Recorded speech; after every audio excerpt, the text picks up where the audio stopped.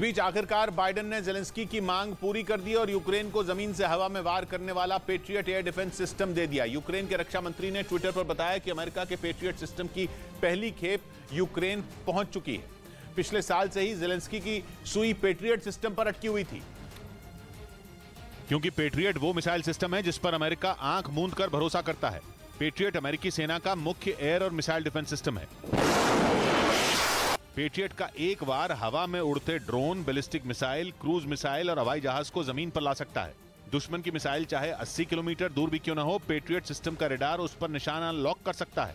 जबकि इतनी दूर से हथियार को पहचानना तो दूर, जमीन से मिसाइल नजर भी नहीं आती। लेकिन पेट्रियट के लिए बाएं हाथ का खेल है, क्योंकि वो लंबी रेंज का सिस्टम है। माना जा रहा है कि अब यूक्रेन को पेट्रियट के रूप में ऐसा ब्रह्मास्त्र मिल गया है जो रूस के ड्रोनों की बलि ले लेगा। उधर पश्चिमी मीडिया ने दावा किया कि रूस के हैकरों ने ब्रिटेन को डरा दिया। बताया गया कि रूस के हैकर ब्रिटेन को लगातार टारगेट कर रहे हैं ताकि वो ब्रिटेन के बुनियादी ढांचे को ध्वस्त कर सकें। पश्चिमी मीडिया के मुताबिक रूस के शातिर हैकर ब्रिटेन पर लगातार हमले बोल रहे हैं। दावा है कि इस साल उन्होंने अपने हमले पहले से और ज्यादा तेज कर दिए। बताया गया कि रूसी हैकर ब्रिटेन की बैंकिंग सेवाओं को ठप करने की कोशिश में जुटे हुए हैं, जिसकी वजह से वहां लोगों की चिंता बढ़ गई, क्योंकि अगर वो इसमें कामयाब हो गए तो इसका सीधा असर पैसों के लेन देन पर पड़ सकता है। हालांकि यूक्रेन जंग के शुरू होने के बाद ब्रिटेन रूस के हैकरों को एक बड़े खतरे के तौर पर देखता आया है, इसलिए वो भी और ज्यादा अलर्ट हो गया ताकि रूसी हैकर अपने मंसूबों में कामयाब न हो पाए। इस बीच पश्चिमी मीडिया ने दावा किया कि यूक्रेन के किसानों को जंग की वजह से भारी नुकसान उठाना पड़ा। 2021 तक दुनिया में अनाज का सबसे ज्यादा एक्सपोर्ट करने वाले देशों में यूक्रेन का नाम शामिल था, लेकिन जंग के कारण यूक्रेन के किसान बर्बाद हो गए। पश्चिमी मीडिया के मुताबिक जंग की वजह से यूक्रेन के किसानों को $870 करोड़ यानी भारतीय रुपयों में करीब 70,000 करोड़ का नुकसान उठाना पड़ा। दावा है कि रूस ने यूक्रेन की उन सभी जगहों को निशाना बनाया है जिनसे यूक्रेन की अर्थव्यवस्था को चौपट किया जा सके।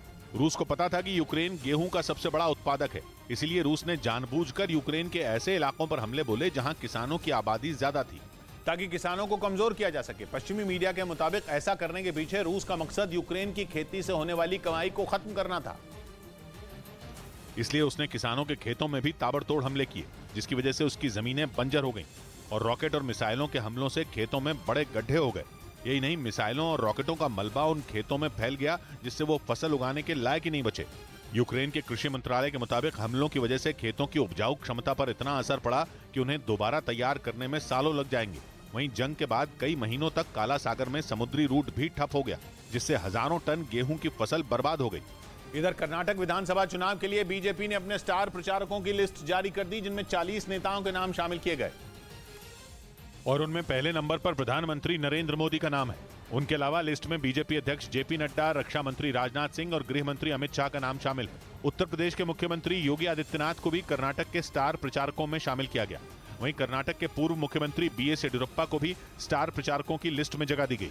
वहीं कर्नाटक में चुनाव प्रचार के लिए प्रधानमंत्री नरेंद्र मोदी और यूपी के मुख्यमंत्री योगी आदित्यनाथ जल्द वहां पहुंचेंगे।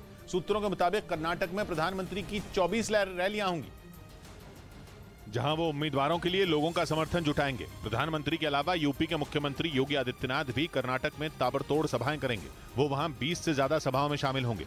प्रधानमंत्री और मुख्यमंत्री योगी आदित्यनाथ 4 मई को एक साथ कर्नाटक के उडुपी में रैली करेंगे। उधर अतीक अहमद के फैलाए डर के साम्राज्य का एक और सबूत सामने आ गया। सूत्रों के मुताबिक पुलिस को अतीक के बेटे असद के मोबाइल फोन से एक वीडियो मिला, जिसमें वो एक पिस्तौल को लोड करता नजर आया। और सूत्रों का दावा है कि असद ने यह वीडियो प्रयागराज में मोहम्मद मुस्लिम नाम के बिल्डर को डराने के लिए उसके मोबाइल पर भेजा था। ये वीडियो दिखाकर असद मोहम्मद मुस्लिम को धमकाने और उससे वसूली करने की कोशिश कर रहा था। पैसे नहीं देने पर उसे जान से मारने की धमकी देने की बात सामने आई। दावा है कि डरे हुए बिल्डर ने असद को करीब 80 लाख रुपए दिए थे। पुलिस सूत्रों के मुताबिक साबरमती जेल से अतीक अहमद के इशारा मिलने के बाद ही उसके बेटे और गुर्गे बिल्डरों और कारोबारियों से उगाही करते थे और उन्हें डराने के लिए हथियारों के साथ साथ इस तरह के वीडियो बनाए जाते थे। हालांकि न्यूज़ 18 इस बात की पुष्टि नहीं करता कि ये वीडियो अतीक के बेटे असद का ही है। इस बीच गैंगस्टर लॉरेंस बिश्नोई के भाई अनमोल का एक वीडियो वायरल हो गया। अनमोल बिश्नोई गायक सिद्धू मूसेवाला हत्याकांड के बाद से ही फरार है, लेकिन दावा है कि पंजाबी गायक करण औजला की एक पार्टी में उसके दिखते ही सुरक्षा एजेंसियों के कान खड़े हो गए। ये वीडियो लॉस एंजलिस का बताया गया, जिसके साथ ये दावा किया गया कि गायक करण औजला के ठीक बगल में खड़ा शख्स गैंगस्टर लॉरेंस बिश्नोई का सगा भाई है, जिसकी तलाश पुलिस को तब से है जब से पंजाब में सिद्धू मूसेवाला की हत्या की गई थी। हालांकि पहले उसके केन्या में छिपे होने की खबर पुलिस को मिली थी, लेकिन वो वहां से फरार हो गया था। और अब उसके लॉस एंजलिस में होने की खबर सामने आई। हालांकि करण औजला ने लॉरेंस के भाई से जान पहचान होने के आरोप को नकार दिया। उन्होंने दावा किया कि उन्हें इस बात की कोई जानकारी नहीं थी कि उनके बगल में खड़ा शख्स गैंगस्टर लॉरेंस बिश्नोई का भाई है। उधर अमेरिका के न्यूयॉर्क में पार्किंग की एक 4 मंजिला इमारत ढह गई, जिसके मलबे में दबकर एक आदमी की मौत हो गई, जबकि 5 लोग घायल हो गए। इस हादसे में वहां खड़ी कई गाड़ियों के भी परखचे उड़ गए। वहीं सूचना मिलने पर पहुंचे दमकल विभाग के कर्मचारियों ने इमारत में फंसे हुए लोगों का रेस्क्यू कर उन्हें बाहर निकाला, जिसके बाद घायलों को इलाज के लिए अस्पताल भेज दिया गया। इस बीच जापान की एक एयरलाइन कंपनी ने $10,000 यानी करीब 8 लाख भारतीय रुपयों की टिकट को महज $300 यानी केवल 24,000 रुपयों में बेच दिया। अलग अलग देशों की करेंसी को बदलने वाले सॉफ्टवेयर में खराबी आने की वजह से ऐसा हुआ, जिसका फायदा उठाकर सैकड़ों लोगों ने जापान की ऑल निप्पॉन एयरवेज के बिजनेस क्लास की टिकट बुक करा दी, जिसमें कई टिकट इंडोनेशिया की राजधानी जकार्ता से जापान के टोक्यो, फिर वहां से अमेरिका के न्यूयॉर्क के लिए बुक की गई। हालांकि बाद में एयरलाइन ने गलती को पकड़ लिया और जांच के आदेश दे दिए। उधर पश्चिमी मीडिया ने दावा किया कि जंग के बीच अमेरिका जेलेंस्की को यूक्रेन के राष्ट्रपति पद से हटाने के बारे में सोच रहा है। यह दावा अमेरिका के रक्षा मंत्रालय पेंटागन की लीक हुई रिपोर्ट के आधार पर किया गया, जिसमें जेलेंस्की के बारे में यह कहा गया कि उन्होंने पश्चिमी देशों से मिले पैसों का गबन किया। मतलब ये कि जो पैसे उन्हें रूस से लड़ने के लिए मिल रहे थे, उसका एक हिस्सा जेलेंस्की ने गायब कर दिया। पश्चिमी मीडिया के मुताबिक पेंटागन की लीक हुई रिपोर्ट में पैसों के गबन की जानकारी दी गई। रिपोर्ट के मुताबिक जेलेंस्की और उनके साथियों ने $40 करोड़ यानी भारतीय रुपयों में 3,200 करोड़ रुपए गायब कर दिए। खबर के मुताबिक ये बात सामने आने के बाद यूक्रेन में जेलेंस्की का विरोध बढ़ गया। यूक्रेन के लोगों को लगने लगा कि जेलेंस्की ने जंग के बीच उनके साथ धोखा किया और इसी वजह से माना जा रहा है कि अमेरिका भी उन्हें हटाने पर विचार कर रहा है, क्योंकि कहा जा रहा है कि अमेरिका भी जेलेंस्की से बुरी तरह परेशान हो चुका है। हालांकि उसने अब तक जंग में खुलकर जेलेंस्की का साथ दिया। माना जा रहा है कि अमेरिका को उम्मीद थी कि जेलेंस्की जल्द ही रूस को यूक्रेन से मार भगाने में कामयाब होंगे, लेकिन ऐसा हुआ नहीं, क्योंकि जंग 1-2 महीने नहीं बल्कि 1 साल से ज्यादा वक्त तक खिंच गई। रूस ने जेलेंस्की के सहारे चले गए अमेरिका के हर दांव का तगड़ा जवाब दिया। रूस की सेना के सामने जेलेंस्की की कोई भी रणनीति पूरी तरह सफल नहीं दिखी।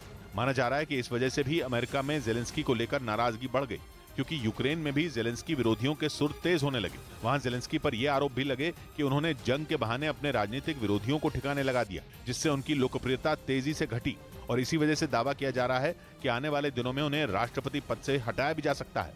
इस बीच बेलारूस के मीडिया ने दावा किया कि यूक्रेन के पास मौजूद मिसाइलें खत्म हो गई हैं। हालत यह है कि कीव में तैनात उसका डिफेंस सिस्टम भी ठप पड़ गया, जिसका मतलब यह कि कीव के आसमान पर जेलेंस्की ने जो पहरा लगाया था वो अब हट चुका है। बेलारूस का दावा है कि जेलेंस्की ने कीव की सुरक्षा में जिस एयर डिफेंस सिस्टम को तैनात किया था, अब वो किसी काम का नहीं बचा, क्योंकि उसमें जिन मिसाइलों की जरूरत होती है वो यूक्रेन के पास नहीं बचेंगे। यानी अब पुतिन के फाइटर जेट जब चाहें कीव को दहला देंगे और इस बार उन्हें जेलेंस्की का कोई भी डिफेंस सिस्टम नहीं रोक पाएगा। यही वजह है कि मिसाइलों की कमी झेल रहे यूक्रेन ने एक बार फिर अपने दोस्तों से मदद की गुहार लगा दी। जानकारी के मुताबिक इसके लिए जेलेंस्की ने अमेरिका और ब्रिटेन से बातचीत की, ताकि उसे कम से कम इतनी मिसाइलें तो मिल जाएं जिनसे पुतिन के विमानों को रोका जा सके। बेलारूस का दावा है कि जेलेंस्की ने अपने सहयोगी देशों से मिसाइल मुहैया कराने की गुहार लगाई है, ताकि पुतिन को कामयाब होने से रोका जा सके, क्योंकि एक बार अगर पुतिन की सेना कीव में घुस गई तो उन्हें कोई रोक नहीं पाएगा और वो पूरे यूक्रेन को अपने कब्जे में ले लेंगे। ऐसा इसलिए क्योंकि साल भर से जारी जंग में कीव ही एक ऐसा किला है जिसे पुतिन की सेना अब तक नहीं भेद पाई थी, जिसकी एक अहम वजह वहाँ तैनात डिफेंस सिस्टम थे। और अब जब यूक्रेन के पास मिसाइलों की कमी हो गई है तो पुतिन इस मौके को जाने नहीं देंगे। यही वजह है कि जेलेंस्की जल्द से जल्द मिसाइलों की खेप की मदद मांग रहे हैं, ताकि किसी भी तरह से पुतिन की सेना को आगे बढ़ने से रोका जा सके। उधर नॉर्वे की सरकार पर वहां के लोगों ने एक अजीबोगरीब समस्या की वजह से मुकदमा दायर कर दिया। वहां के लोगों की शिकायत है कि नॉर्वे ने जो F-35 फाइटर जेट खरीदे हैं वो उन्हें बहरा कर रहे हैं, क्योंकि जब वो उड़ान भरते हैं तो उनसे होने वाला शोर लोगों से सहा नहीं जा रहा। नॉर्वे ने इन विमानों को ऑरलैंड एयरबेस पर तैनात किया है, जिनसे मचने वाले शोर की वजह से आसपास के 200 से ज्यादा लोग सरकार के खिलाफ कोर्ट तक पहुंच गए। इसके अलावा उनका आरोप है कि विमानों की शोर ने उनकी प्रॉपर्टी के रेट गिरा दिए, क्योंकि कान के पर्दे फाड़ देने वाली आवाज की वजह से कोई उन घरों को खरीदना ही नहीं चाहता। मतलब वो लोग अगर चाहें भी तो घर बेचकर वहां से दूर नहीं जा सकते। इसीलिए ऑरलैंड एयरबेस के पास रहने वाले 200 से ज्यादा लोगों ने सरकार के खिलाफ मुकदमा दायर कर दिया। इधर जम्मू